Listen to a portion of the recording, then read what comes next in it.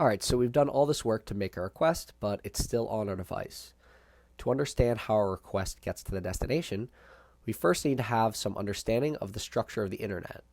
The best way to think about the internet is as a network of networks.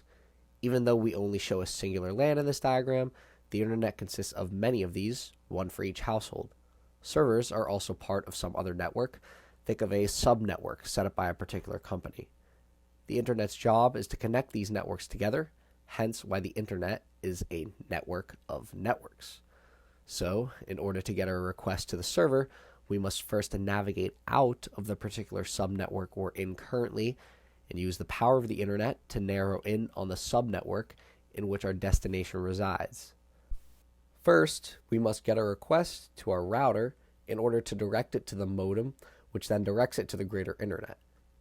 So all devices in our LAN are connected to a switch that just directs traffic amongst the local area network to the correct MAC address of whatever frame was sent to that switch. Using a table, our switch will look at the destination MAC address on the data link layer of our frame and forward it to the device with that destination MAC address, which in this case is our local router. If you're wondering how our device knew in the first place to send our frame to the router's MAC address, which is that long string 20-51-FF and some more letters, well, basically, our device needed to discover the MAC address of the router at some point, and it stores it in something called an ARP table. But for more information on this discovery process, you can check out a video that I linked in the description that goes into this in much greater detail. So note that the terms router, modem, and switch can actually be a bit fuzzy, and they're oftentimes mixed up with one another. But do know that each has a distinct purpose. Oftentimes, these separate devices are sold in a bundle for home networks. For example, a router might include both a switch and a modem. Now, something else interesting happens at this point, something called network address translation.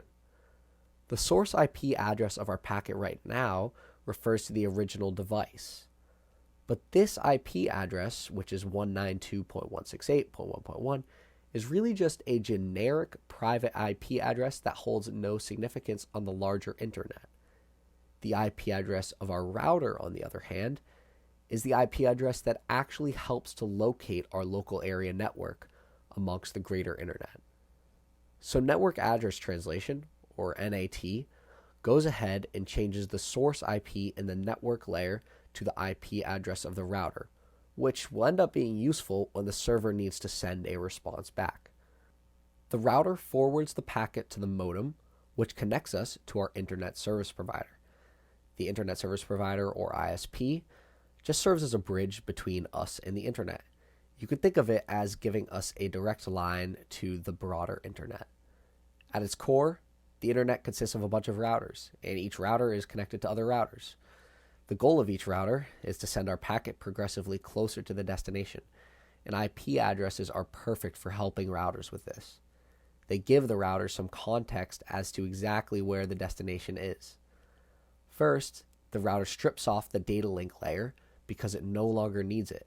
Since we're dealing with IP addresses, the network layer, or the internet layer, is what we really care about. The next step is the main job of the router, inspecting the destination IP address to determine what router to send to next. Now, the actual process is way more complex than what I'm about to discuss, but this will at least provide a conceptual overview of how routing works. The router has a pre-filled routing table that includes a list of destination addresses that it's connected to, but I think the term destination address is a little bit misleading, because what destination address really means here is some network or sub-network that the router is connected to. They don't represent an actual router. The next hop entry is the actual connected router that gives us the connection to that network or sub-network that's defined by the destination address. Now, that was a bit of a mouthful, so to put it simply, the router selects the destination address that closely matches our actual destination address in our IP packet, and then it sends the request to the next hop that the destination address specifies. But let's assume our packet doesn't have an easy direct route to our destination from the ISP. So first, what's going to happen is routers will send the packet some sort of default route to expose the packet to larger and larger networks. And once we get to a router whose routing table includes a destination address that somewhat matches our packet's destination address, we can start narrowing back down. Let's say that the router we're currently at includes an entry with the destination address of 200.0.0.0.0, which matches our packet's destination IP address. Essentially, we can now enter into the network with IP addresses starting with 200. From here, the routers can progressively narrow down into smaller subnetworks until we finally reach the destination. There's one thing we forgot about, though, throughout this whole process, so let's just rewind a little bit. We acted as if routers could communicate with one another simply by knowing each other's IP addresses, but that's only partially true. Again, IP addresses aren't used for node-to-node communication. What is used for node-to-node communication is the MAC address. So each router needs to figure out the MAC address associated with the next hop.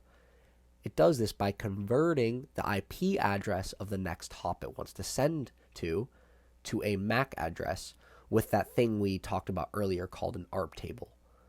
In fact, for every network hop, we must unwrap and rewrap our packet with a data link layer containing the source and destination MAC addresses of the two routers that we're currently looking at. But we usually disregard this sort of minor detail when discussing routing over the internet in general. One other thing to remember about this journey is that packets might be dropped. Remember that time to live header from the IP layer? Well, upon each hop, that header is decremented. And once it reaches 0, the packet will be dropped by the network. This ensures that packets aren't just bouncing around the network for indefinite periods of time. Also, if a packet becomes corrupted, for example, if a checksum on one of the layers doesn't match at some point, then it will also be dropped. Or routers might drop packets if they sense the network is getting congested. So just know that at the network layer, this packet transmission is pretty unreliable. And that's why some transport layer protocols like TCP add services on top of the network layer to give us more reliability. And like I said, we won't get into the specifics of TCP and network reliability in this video, but we earlier discussed that TCP segments have headers such as acknowledgement numbers, sequence numbers, and window size to ensure that lost or dropped packets are retransmitted and the packets are delivered to the application in the correct order. It also handles things like making sure duplicate packets are discarded and that the network doesn't get too congested. So at this point, our destination has received our request, but we haven't yet gotten the data to the service on the server computer. And we have all these protocols that are encapsulating our actual HTTP request that the destination needs to process. So first off, the server can go ahead and strip off the data link and network layers since they aren't really needed anymore. This process is called decapsulation. Now the device can access the transport layer. Remember, we've only been looking at one particular segment sent over the network. We probably want to send our request to the application in one whole piece, so let's wait until we've received all the other segments containing the request. Once that's happened, the transport layer will reassemble the segments in order using the TCP sequence number headers if necessary. Finally, we just need to transport this request to the port that we want to send it to. This is the destination port on our header. The transport layer uses this port number to move the request to a socket object, which, as we established earlier, can be seen as the endpoint for our networked applications. The socket bridges our transport layer to our application layer, so the transport layer headers can be removed and the request can be sent through the proper socket. And remember multiplexing from earlier? Well, since our server might be receiving messages sent for a variety of different services, we need some way to differentiate between these services, even though we're sending all these messages on one channel. The destination port numbers are the thing that provide that differentiation. Different requests can be sent through the proper sockets so that each process or service only receives messages intended for them. This separation process is known as demultiplexing. HTTP requests, for example, will be sent to port 80 through one socket, while HTTPS requests, which we haven't discussed in this video, Those will be sent to port 443 and will be sent through another socket. So now the process running on the server has the request data that we want to descend it all along. Now, how the server actually handles this request, well, it's up to the server. But let's just remind ourselves of the information that the server has access to. It has a method, such as get or post, which tells it whether to simply send back a response or update something on the server or a database itself. If the request is a post request, the request body could be used to update the server. It also has a path and some query parameters possibly to work with. In our example, the server owned by YouTube will probably do something like look at our requests, search their database for videos matching our search_query search parameter, collect all those videos and some associated thumbnails, and send back a response with some HTML to provide the basic layout of the web page. Just as with the request, the HTTP response will also just be a string.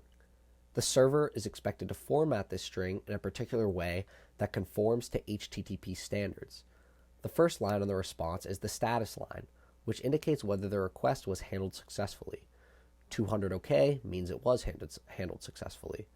400 status codes indicate a client-side problem, such as badly formatting the request, while 500 status codes indicate a server-side problem. 300 status codes are used to tell the client to redirect their request somewhere else. Like with the request, the response might also contain some headers. A notable one is the content type header, which helps the client know what sort of content is in the body, such as HTML or perhaps an image file. The body will contain the actual meat of the response, such as the HTML for the web page. After the HTTP response itself is formed, moving through the rest of the layers is similar to what happened for the request. The lower level protocols don't really care whether we're on the client side or server side. Unlike HTTP, they are simply involved in moving information from one place to another. But just to recap from earlier, the HTTP response is broken up into segments and encapsulated with some lower level protocols. In this case, the source and destination IP addresses will be switched. The whole purpose of the source IP address on the request was to serve as the return IP address for the response, so it becomes the destination IP address of the response. Also, the source and destination port numbers will be switched. The sending of the response is also a pretty similar process, just set in the reverse direction. Now, once the response gets back to our client, the client will perform decapsulation on the packets, reassemble them into the response, and send it to the appropriate process. Remember, the destination port number is the source port number from the request, which was port 49280, the first Chrome tab. Once the application layer data has been unwrapped, Google Chrome itself can now process it. Modern browsers do some pretty cool things to process their responses depending on the type of response we received. The mechanism we're most familiar with is simply displaying the web page to the user. The browser looks at the HTML in the response body and displays it to the user because it knows how to parse HTML. But the YouTube search page doesn't just contain HTML. It contains images, CSS, and perhaps some dynamic JavaScript functionality, and none of those were included in this first response. We just received HTML. We need additional responses to retrieve all those other resources.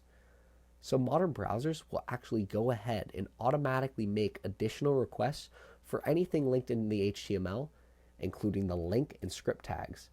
If we weren't using a browser, we'd have to make all these additional requests ourselves to fully retrieve the web page in the way that YouTube intended for us to. And that's it. We've done a complete journey of the HTTP request response cycle from the client to the server and back. And this cycle is something that happens billions of times per day around the world, each time taking only milliseconds. We left out a few key details about these client-server communications, such as what happens before clients and servers start passing around data between one another. TCP, for example, uses a three-way handshake to establish a connection between a client and server before sending actual requests and responses back and forth. TLS, or Transport Layer Security, uses a different handshake to establish a secure encrypted connection between client and server before exchanging data. Additionally, the layering process we discussed is only a model for protocol encapsulation. We focused on the TCP IP model, but the OSI model is also a commonly referenced model when discussing network layers. But the TCP/IP model is so strongly imparted into the basis of the internet, so the layering system we discussed is pretty accurate to the real thing, even as tweaks are made to the model going forward. But regardless of the model, walking through a full request response cycle shows you basically what's going on when you enter a URL into your browser.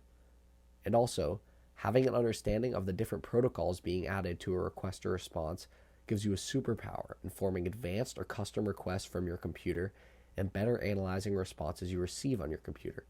And this cycle is becoming even more relevant now since optimizing it is becoming increasingly important. Thanks for watching.